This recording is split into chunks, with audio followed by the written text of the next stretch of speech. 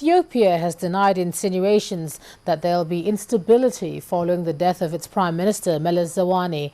The 57-year-old Meles had died at a hospital in the Belgium capital Brussels late on Monday after a long illness.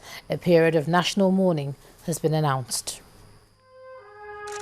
It would be the second loss of an African leader in 1 month, both due to undisclosed illnesses.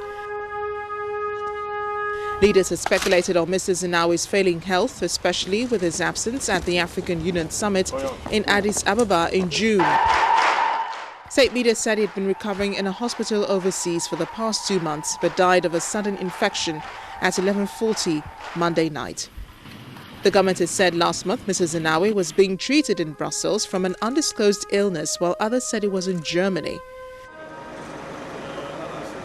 Mr. Meles has been in power since ousting Mengistu Haile Mariam's military junta in 1991.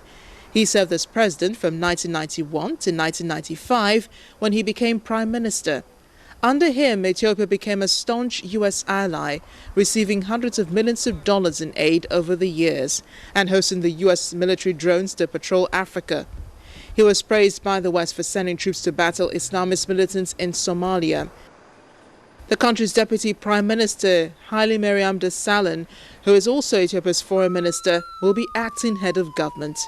According to the Ethiopian constitution, the deputy prime minister will have to go to parliament and to take oath, and the government is organizing the parliament to be summoned as soon as possible.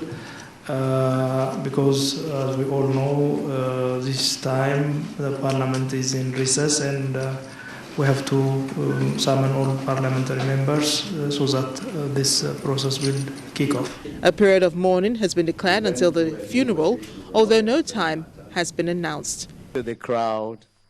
Meanwhile, condolences have trickled in for Ethiopia's loss.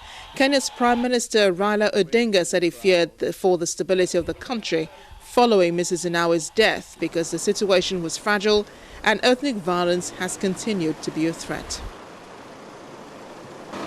Liberian President Johnson Sirleaf, who called Mr. Meles an intellectual leader for the continent, said she was confident his successors would be supported by leaders in the region. Outside of Africa, the European Commission has sent its condolences.